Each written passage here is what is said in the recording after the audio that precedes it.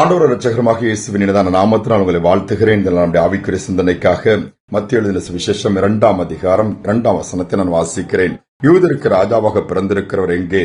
கிழக்கில் அவருடைய நட்சத்திரத்தை கண்டு அவரை பணிந்து கொள்ள வந்தோம் என்று சொல்லப்பட்டிருக்கிறது. யார் இதை சொல்லுகிறார் என்று சொன்னால் சாஸ்திரிகள் என்று வேதம் சொல்லுகிறது.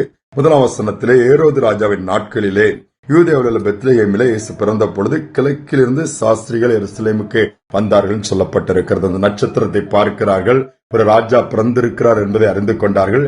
அடுத்து அவருடைய எண்ணங்கள் என்ன தோன்றுகிறது? ராஜா அங்கு பிறப்பார், மாட்டுத் தொழுவத்தில் அல்லது எங்கேயோ ஒரு குடிசையில இருக்கவே முடியாது. ராஜா அரண்மனையில் தான் பிறக்க முடியும். இது எல்லோருமே நினைக்கின்ற ஒன்று. இதுதான் சில நேரத்தில் இந்த நினைவு, இப்படிப்பட்ட ஒரு எண்ணங்கள், இப்படிப்பட்ட காரியங்கள் தான் நம்முடைய வாழ்க்கையிலே வேறு மாதிரி ஒரு காரியத்திற்குள் கொண்டு போய் விடுகிறது. ஆனா ஆண்டவருடைய வழிகள் வித்தியாசமானவைகள். ஆனா நாம் எதுவும் நினைக்கும் போது நமக்கு ஒரு ப்ரீகன்சீவ் மைண்ட் சொல்லுவாங்க. ஏற்கனவே மனதில் அது ஸ்டோர் ஆயிருக்கிற காரியங்கள் தான் அநேக நேரத்தில் பிரதிபலிக்கும். பாருங்க, அந்த நட்சத்திரத்தை ஃபாலோ பண்ணி வந்தவங்க அங்க வரும்பொழுது அவர்கள் மனதில் ஏற்கனவே ராஜா அவர் அரண்மனையில் பிறப்பார், அரண்மனைக்குள் போகிறார்கள். அதனால் குழப்பம், வேதனை, ஏராளமான இழப்புகள். என்ன நடக்கிறது? 2 வயதுக்குட்பட்ட குழந்தைகள் எல்லாம், ஆண் குழந்தைகள் கொல்லப்படுகிறார்கள். சில நேரத்துல நம்முடைய அந்த ஒரு குறைவான அல்லது பதற்றமான அந்த ஒரு முடிவெடுக்கிற காரியங்கள், நினைக்கின்ற காரியங்கள் பெரிய ஒரு குழப்பத்திற்கு மட்டுமல்ல, நஷ்டத்திற்கு நேரம் நம்ம நடத்தி விடுகிறது. இந்த அநேக நேரத்தில் நம்ம அதை பார்க்க முடியும். இந்த இடத்தில் பாருங்கள், அந்த ஞானிகள் அவங்க மைண்ட்ல ராஜா அங்கு பிறந்திருப்பாரு, அரண்மனை தான். ஆனால் நடந்தது வேற. ராஜா அங்கு பிறக்கவில்லை.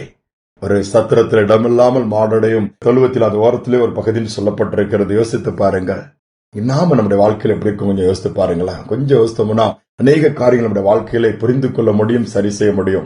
ஒரு முறை ஊழியத்து நிமித்தமாக நாங்க டீமா போயிருக்கிற இடத்துல ஒரு இது முடித்து விட்டு நாங்கள் எங்களுடைய வாகனத்தை, அது பெரிய வாகனம், இயக்க வேண்டும் என்று சொல்லி திரும்ப ஸ்டார்ட் பண்ணும்போது ஸ்டார்ட் ஆகவில்லை.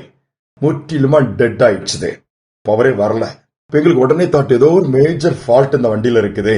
அதனால என்ன பண்ணு சொல்லி தள்ளி பாக்குறோம், ஸ்டார்ட் ஆகல. பேட்டரி வீக்கா இருக்குமா, எல்லாத்தையும் செக் பண்ணிட்டோம். ஃபீஸ் எடுத்து பாக்குறோம், ஃபீஸ் போயிருக்குமான்னு சொல்லி எல்லாம் இது பண்ண ஒரு பதட்டம் எங்களுக்குள்ள வந்துவிட்டு. ஏனென்றால் அன்னைக்கு இரவு இன்னொரு இடத்துல ஒரு முக்கியமான ப்ரோக்ராம் இருக்குது. எல்லாருமே அந்த மத்தியான நேரத்துல தடுமாடிட்டு இருக்கிறோம். பக்கத்துல இருக்கிற மற்ற உதவிக்கு ஆட்களை கூட்டிட்டு வந்த மற்ற வாகனம் வைத்திருக்கிற அந்த டிராவல்ஸ் ஓட்டுறவங்களா வச்சு அவங்களும் பார்த்துட்டு எதுவுமே பண்ண முடியல. ஒரு 1 வருடம் ஆயிட்டு போராடிட்டு இருக்கிறோம்.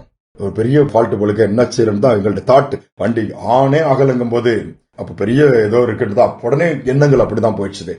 கடைசியில் ஒரு மனுஷன் வந்தாரு. திருப்பி ஃபீஸ் பாத்தீங்களா? பாத்துட்டோம். திருப்பி அவர் எடுத்து பார்த்தாரு. ஃபீஸ் போயிருக்குங்க அப்படின்னாரு. அந்த ஃபீஸ் விலை கேட்டா நீங்க ஆச்சரியப்படுங்க, 5 ரூபாய் தான். அது ஒரு கிராமம், அங்க ஃபீஸ் கிடைக்காது. அங்க எந்த எலக்ட்ரானிக்கோ எலக்ட்ரிக்கல் கடையும் கிடையாது. ஆட்டோமொபைல்ஸ்ல தான் வாங்க முடியும். 5 rupees ஒன்லி. இன்னைக்குள்ள ரேட்ல தான் சொல்றான். கடைசியில் ஃபீஸ் இல்ல. ஆனால் என்ன பண்ணாங்க, ஒயரை எடுத்து கட் பண்ணி கனெக்ட் பண்ணி ஸ்டார்ட் பண்ண சொன்னாங்க. ஸ்டார்ட் ஆயிடுச்சு. நாங்க எங்களுடைய பயணங்கள் எல்லாம் நீட்டா அழகா ஆண்டவர் முடிச்சு கொடுத்துட்டாரு. ஆனா பாருங்களா, ஒரு சின்ன ஒரு ஃபால்ட், அது சின்னதா தான் இருக்குங்கிற எண்ணம் எங்களுக்குள்ள இல்ல. சூழ்நிலை பார்க்கும்போது எந்தவித லைட் இருக்கல, எந்தவித சவுண்ட் வரல. அப்ப முக்கியமா ஏதோ ஒரு மேஜர் ப்ராப்ளம் அந்த வாகனத்துல வந்துருச்சு, ஃபால்ட் வந்துருச்சுட்டு தான் எங்க தாட் வந்துருச்சு, எண்ணங்கள் வந்துருச்சு. அதனால அந்த சின்ன காரியத்தை பாக்குறதுக்கு கொடுக்க முக்கியத்துவத்தை காட்டிலும் பெரிதா திங்க் பண்ணோம். பெரிய மாதிரி காரியங்களை பார்த்து அப்படி யோசிக்க ஆரம்பிச்சோம். அது எங்களுடைய நேரத்தை மட்டும் இல்ல, எங்களுக்கு எல்லாருக்குமே ஒரு மன அழுத்தத்தை, ஒரு டென்ஷனையும் கொண்டு வந்துருச்சு. இதே போலதான் நம்முடைய வாழ்க்கையிலும் கூட சின்ன காரியமா இருக்கும். அதை விட்டுட்டு பெருசா நம்ம நினைச்சு அதை பெரிய பயங்கரமான பிரச்சனையா மாத்தி விடுவோம். அதற்கு சின்ன ஒரு தான் அதற்கு தீர்வு இருக்கும். சின்ன காரியங்கள் செஞ்சா போதும், பெரிய மாற்றங்கள் இருக்கும். சின்ன காரியங்களை தொடங்கினா போதும், அதோட முடிவு அற்புதமா இருக்கும். ஆனா அது நம்ம எண்ணத்துல வரவே வராது. ஆண்டவர் சொல்றாரு, சின்ன சின்ன காரியங்களை குறிச்சு கவலைப்படாதுங்க, அப்படி இப்படி போட்டு பதறாதுங்க, குழம்பாதுங்க. அமைதியா பொறுமையா காத்திருந்து காரியங்களை பார்த்து நிதானமா செய்தோம்னா நிச்சயமாகவே எந்த ஒரு பிரச்சனையா இருந்தாலும் அங்க தீர்வு அதுல இருக்கிறத கண்டுபிடிக்க முடியும். எந்த ஒரு குறைவா இருந்தாலும் அதை நிறைவாக மாற்றக்கூடிய வழி அங்க பார்க்க முடியும். அற்புதங்களை பெற்றுக்கொள்ள முடியும். ஜெபிப்போம். அங்கலான்பின் தகப்பனே, இதனால நம்முடைய சமூகத்துல தாழ்த்தி வரோம். அநேகரும் சின்ன சின்ன பிரச்சனை தான். ஆனா நாங்க அதை விட்டுட்டு அதை சரி பண்ண எங்களால முடியும். ஆனா அதை மறந்துட்டு வேற காரியங்கள்லாம் யோசிக்கிறோம், வேற காரியங்களுக்கு முயற்சி எடுக்கிறோம், வேற காரியங்கள் பிரயாசப்படுகிறோம். ஆனா அதுல எந்த விதம் இல்லாம திருப்பி திருப்பி அதுலதான் போராடிட்டு இருக்கிறோம். ஒரு ஸ்டெப் கூட முன்வைக்க முடியாம பின்தங்கி விடுகிறோம். ஆனா அப்படி இல்ல, பொறுமையா நிதானமா நடத்தல் விட காரியங்கள் நாங்க செய்யும் போது, பதறாமல் செய்யும் போது, விசுவாசிக்கிறவன் பதறான்னு சொல்லப்பட்டிருக்கிறது. பதறும் போது காரியங்கள் சிதறி விடுமே. அப்படிப்பட்ட ஒரு காரியங்கள் வராதபடி எல்லாவற்றையும் நிதானித்து நடக்கக்கூடிய கிருபை எங்களுக்கு தாங்க.